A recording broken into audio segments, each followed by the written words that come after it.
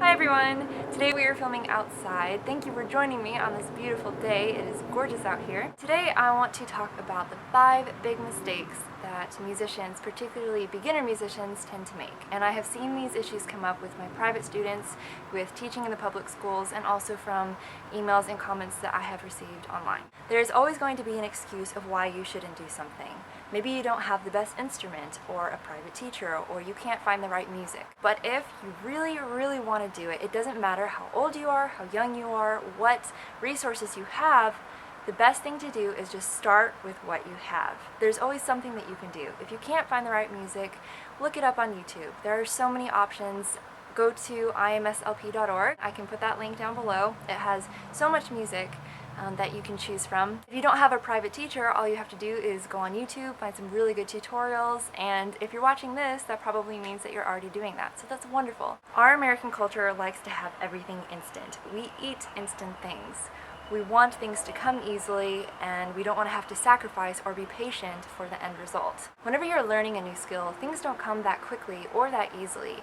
You have to understand what it will take to get where you want to be. I started playing cello when I was 5 years old. I practiced every day. My parents made me, of course. And then whenever I turned probably 13 or 14, I started practicing several hours a day. When I turned 16 and when I went to college, I started practicing 5 to 7 hours every single day. And this was probably too much and probably an unhealthy amount, but if you want to achieve something great, you have to be willing to put in hours, and not for a year. People say, oh, I can learn that in a year, or they'll be disappointed, oh, I didn't learn that in a year, how shocking. No, it takes years and years and years, and you have to be willing ahead of time to put in that work. If you are willing to sacrifice for your goals and your vision, it will be well worth it. This is my life struggle. I'm such a perfectionist. I won't even tell you how many times I have filmed this video because I want it to be perfect. But at the end of the day, perfectionism is death to creativity. You can't be spontaneous and fling around ideas if you are constantly worried about following the rules and the guidelines and the boundaries. Perfectionism can also be deadly to your motivation. If you feel like you have to be perfect all the time, well, perfectionism isn't attainable.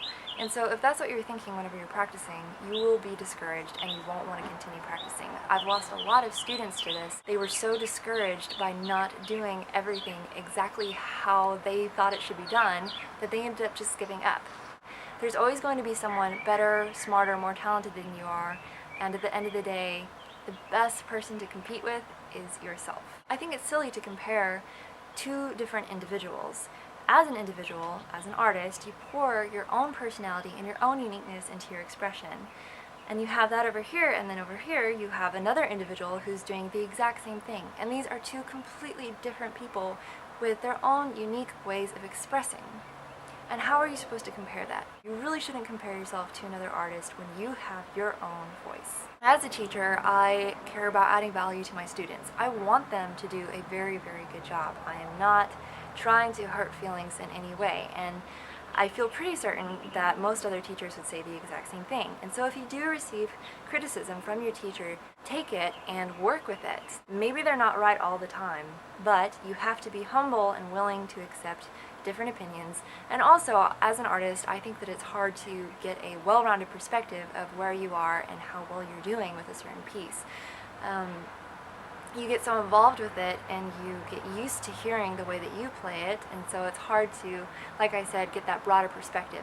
The best way to succeed is to learn from your failures. It's perfectly okay to fail. If you're going to fail, make a big splash and do it in front of everybody. If you're going to play a wrong note, play it loudly, and then you can learn from it. I hope that these thoughts help you. The main idea that I want to get across is to start no matter what, and then once you start, be consistent. And once you're in the process, be willing to receive criticism, be willing to make mistakes, don't be a perfectionist, have fun along the way. That's the most important thing, is to just enjoy the process.